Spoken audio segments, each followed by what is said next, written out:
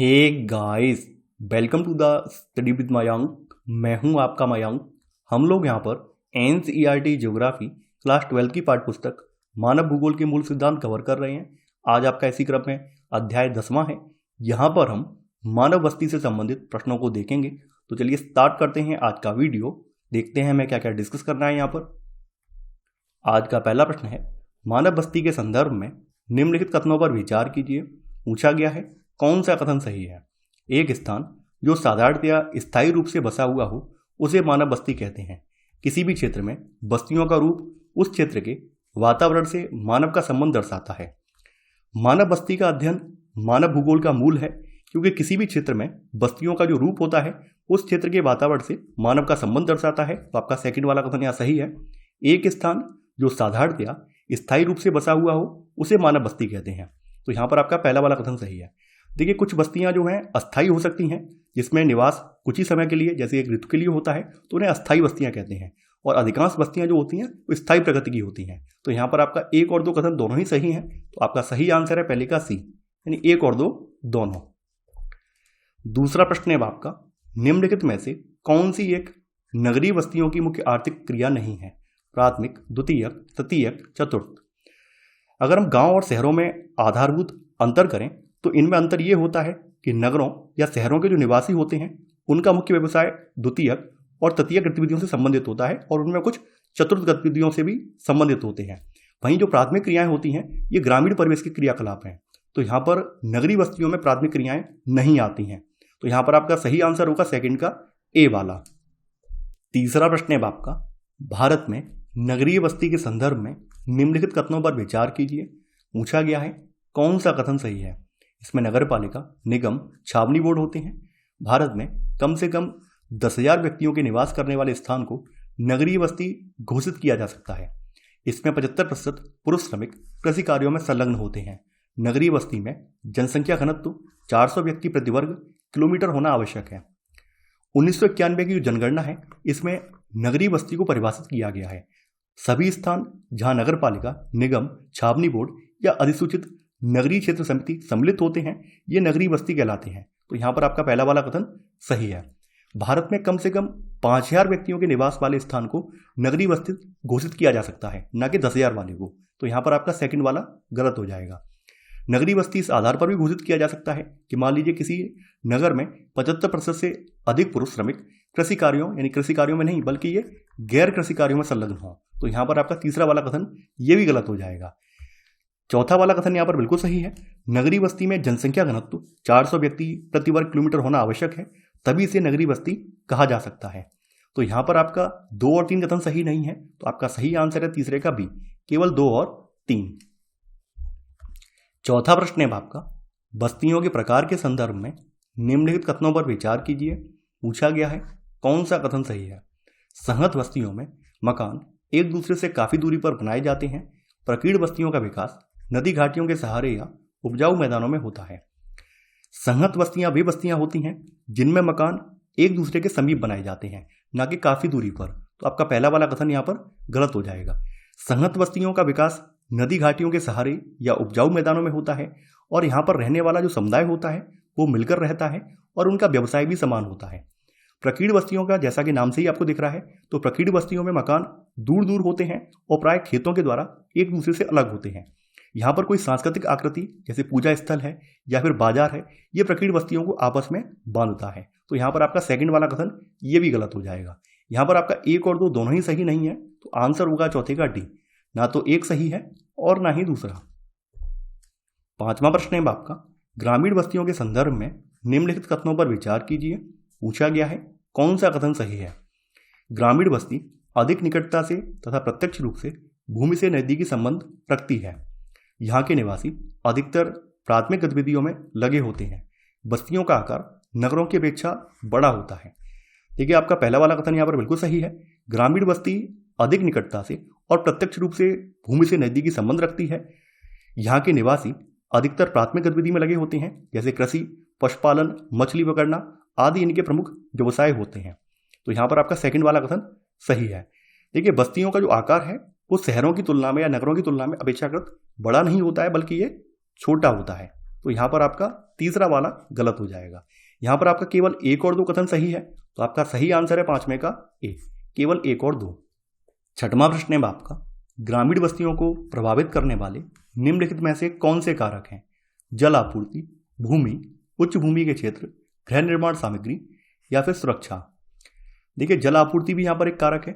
साधारणतया ग्रामीण बस्तियां जल स्रोतों या जल राशियों जैसे नदियों, झीलें और झरनों इत्यादि के समीप स्थित होती हैं, जहां उन्हें जल आसानी से उपलब्ध हो जाता है। इसके अलावा भूमि भी एक कारक है। मनुष्य बसने के लिए उस जगह का चुनाव करता है जहाँ की भूमि कृषि कार्य के लिए उपयुक्त और उपजाऊ हो।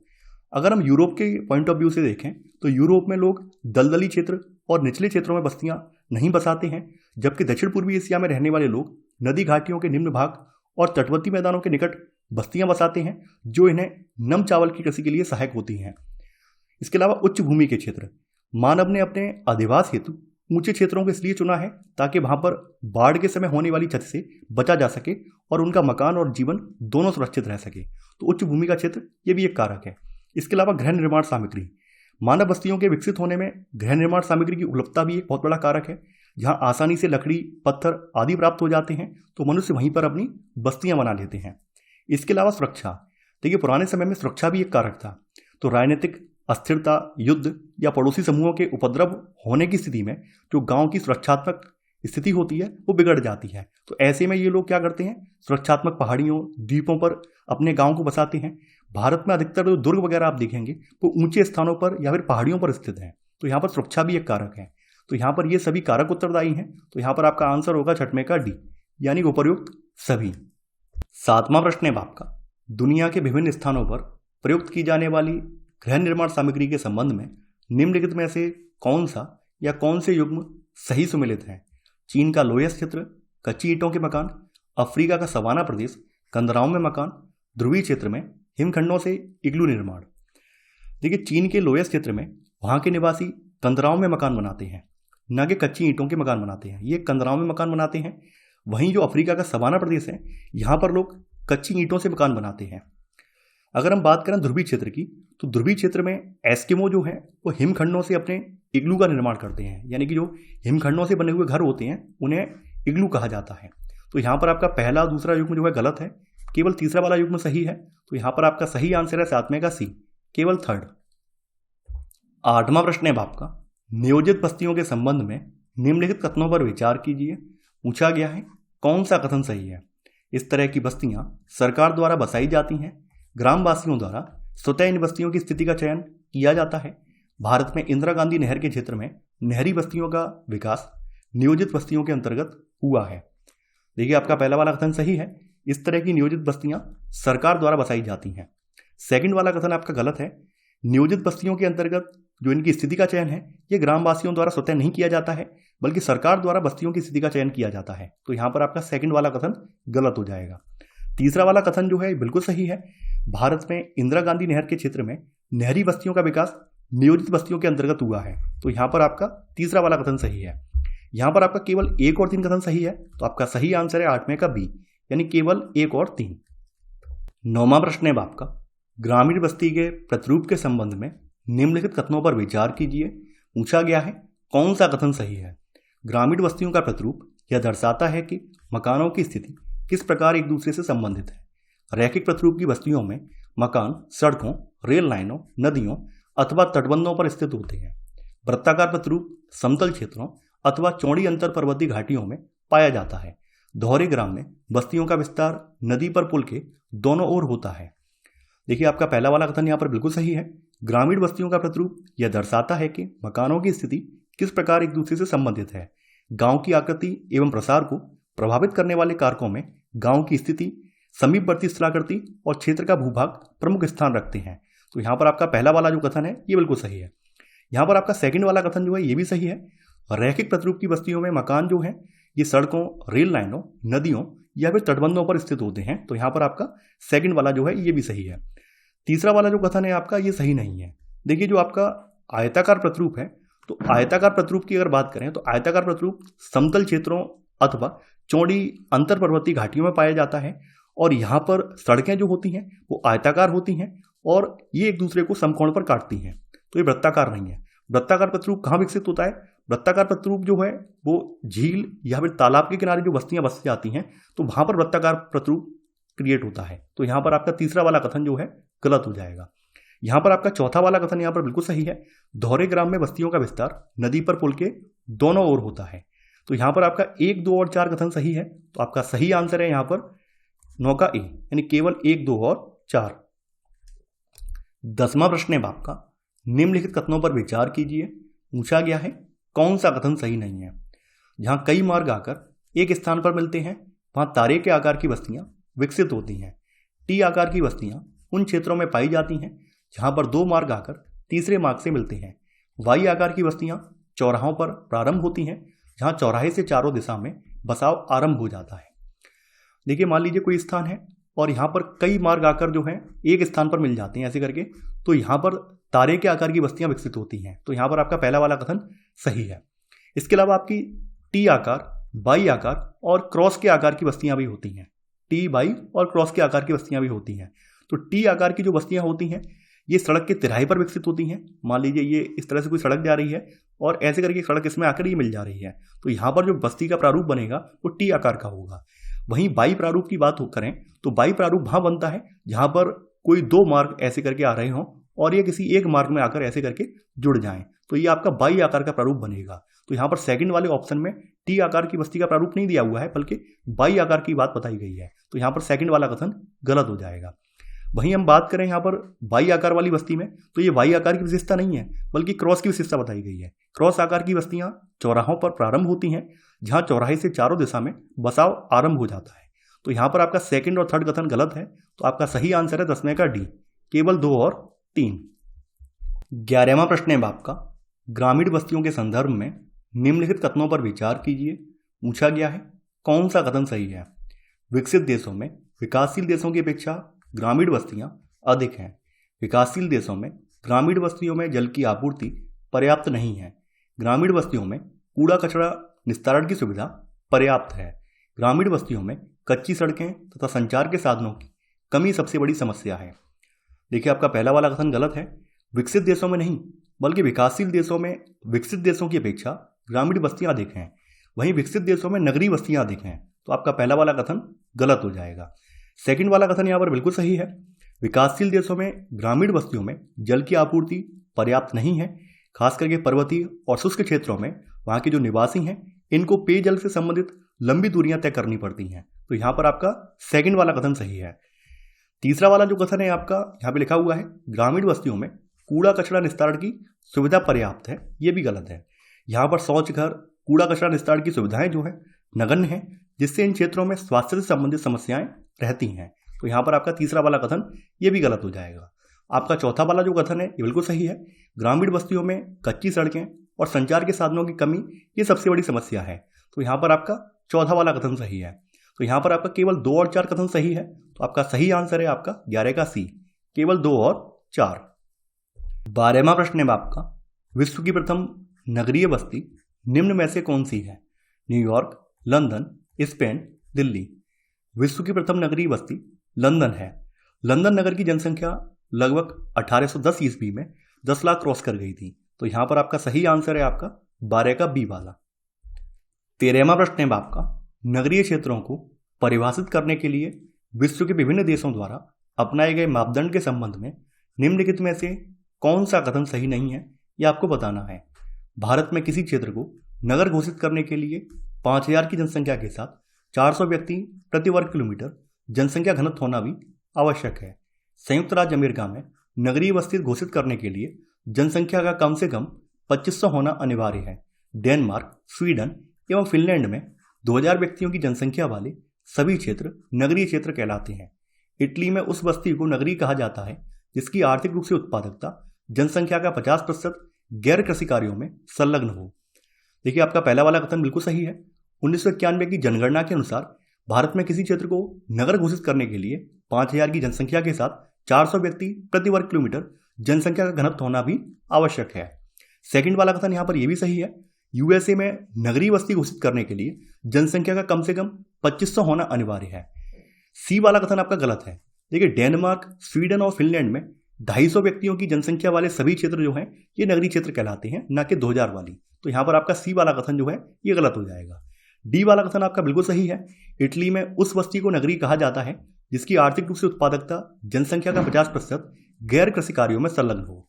तो यहां पर आपका गलत वाला जो आंसर है वो है 13 का सी वाला। 14वां प्रश्न है आपका, निम्नलिखित कथनों पर विचार कीजिए। पूछा गया है कौन सा कथन यहां पर सही है, यह आपको बताना है। राष्ट्र की राजधानियां जहां पर केंद्रीय सरकार के प्रशासनिक कार्यालय होते हैं उन्हें प्रशासनिक नगर कहा जाता है। अगला है, नगरीकरण का प्रमुख कारण नगरों से ग्रामों की ओर स्थानांतरण है। देखिए आपका पहला वाला कथन यहाँ पर बिल्कुल सही है। किसी राष्ट्र की राजधानियां जहां पर केंद्रीय सरकार के प्रशासनिक कार्यालय होते हैं उन्हें प्रशासनिक नगर कहा जाता है। जैसे खास करके आप देखेंगे दिल्ली हुआ या फिर वाशिंगटन डीसी हुआ, अदीस अबाबा हुआ, कैनबरा हुआ, बीजिंग हुआ, ये सभी प्रशासनिक नगर के उदाहरण हैं। तो यहाँ पर आपका पहला वाला कथन बिल्कुल सही है। सेकंड वाला जो कथन है अगर आप इसको ध्यान से पढ़े हैं तो ये कथन गलत है। देखिए यहाँ पे लिखा हुआ है नगरीकरण का प्रमुख कारण नगरों से ग्रामों की ओर स्थानांतरण है। नहीं, हमेशा जो स्थानांतरण होता है वो गांव से नगरों की ओर होता है। नगरीकरण का मतलब यही होता है कि लोग गांव से आके नगरों में बस रहे हैं। तो यहाँ पर आपका सेकंड वाला कथन गलत हो जाएगा। केवल पहला वाला कथन सही है। तो आपका सही आंसर है 14 का ए वाला, केवल एक। 15वां प्रश्न है आपका, नगर और उनकी विशेषता के संबंध में सूची 1 को सूची 2 से सुमिलित कीजिए।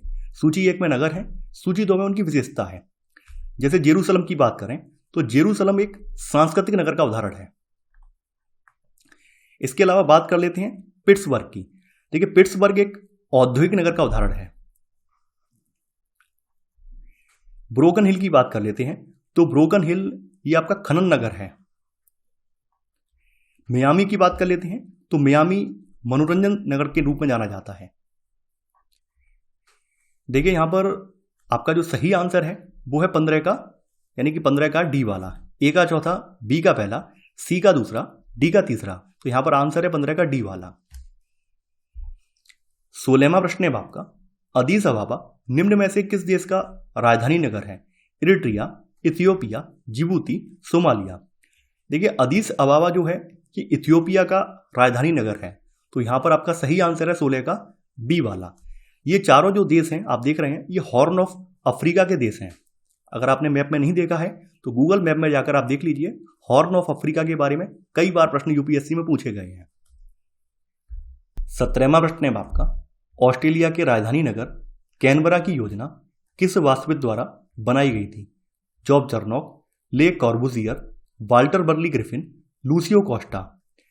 अमेरिकन वास्तविद वाल्टर बर्ली ग्रिफिन ने 1912 में ऑस्ट्रेलिया की राजधानी कैनबरा की नगर योजना तैयार की थी। तो यहां पर आपका सही आंसर है 17 का सी वाला। जॉब चरनॉक ने कोलकाता नगर की योजना तैयार की थी। ले कार्बुजियर ने चंडीगढ़ नगर की योजना तैयार की थी। लूसिया कोस्टा ने ब्राजील के ब्राजीलिया शहर की नगर योजना तैयार की थी। तो यहां पर आपका सही आंसर है 17 का सी वाला। 18वां प्रश्न है आपका, नगरीय बस्तियों के संबंध में निम्नलिखित कथनों पर विचार कीजिए। पूछा गया है कौन सा कथन सही नहीं है? निर्माण, खुदरा, थोक व्यापार एवं व्यावसायिक सेवाएं नगरों में ही विद्यमान होती हैं। शहर नगरों से छोटे होते हैं एवं इनके आर्थिक कार्य भी कम होते हैं। देखिए कुछ विशेष कार्य जैसे निर्माण, खुदरा और थोक व्यापार और व्यावसायिक सेवाएं नगरों में ही विद्यमान होती हैं। ग्रामीण क्षेत्रों में केवल प्राथमिक क्रियाओं से संबंधित कार्य किए जाते हैं। तो यहां पर आपका पहला वाला कथन सही है। सेकंड वाला कथन आपका सही नहीं है।